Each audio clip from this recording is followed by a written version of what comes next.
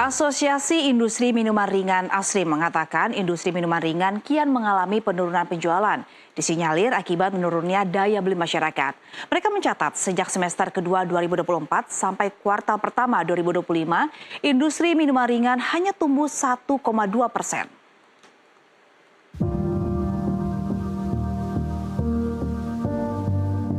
Asosiasi Industri Minuman Ringan ASRIM dan Kementerian Perindustrian menggelar konferensi pers mengenai kinerja industri minuman tahun 2024 serta peluang dan tantangan tahun 2025.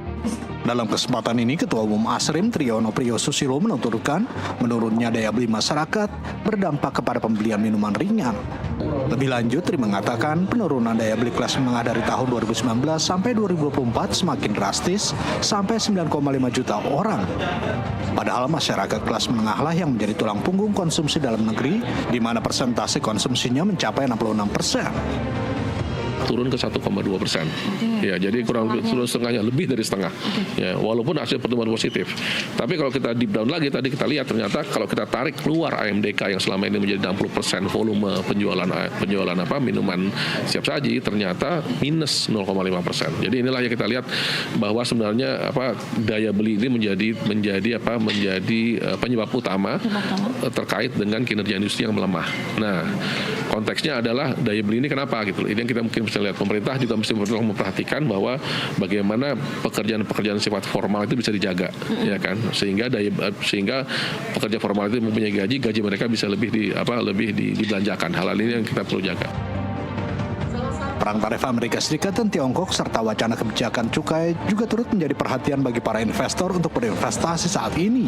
Menanggapi hal tersebut, pemerintah telah berupaya menjaga stabilitas industri minuman ringan dengan memberikan bantuan seperti restrukturisasi pembelian mesin yang memiliki tingkat komponen dalam negeri TKDN minimal 25%. Program restrukturisasi ini untuk membantu industri dalam melakukan transformasi dari sisi teknologi maupun peningkatan kapasitas dan melakukan efisiensinya. Jadi kami melakukan menawarkan program restrukturisasi ini untuk pembelian peralatan atau mesin ini mendapatkan reimburse sampai dengan 35% apabila peralatan atau mesin yang dibeli itu memiliki TKDN minimum 25%. Ini adalah program yang fiskal langsung yang bisa diberikan oleh Kementerian Perindustrian. Di samping pendampingan dalam setiap pembahasan kebijakan, kami mencoba menyampaikan dari sisi kepentingan industrinya sehingga stakeholders terkait lainnya ini memahami aktual kondisi industri itu seperti apa. Sementara itu, Executive Center of Reform on Economics atau KOR menyarankan upaya yang harus dilakukan pemerintah untuk menyelamatkan industri minuman ringan dengan cara mengontrol inflasi dan menaikkan pendapatan masyarakat.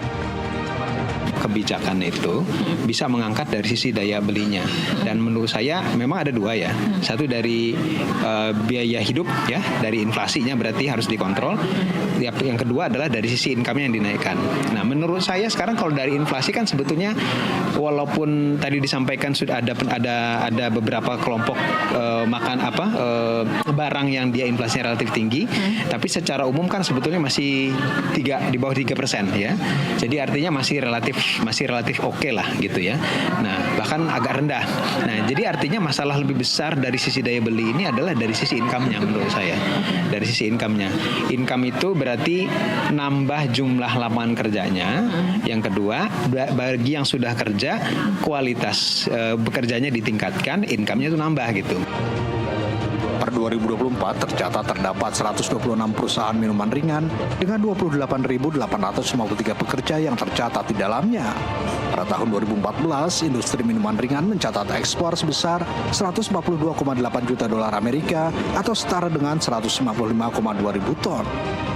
Dari Jakarta, Sela Rizky Ihsan Riansah, jurnalis NTV melaporkan.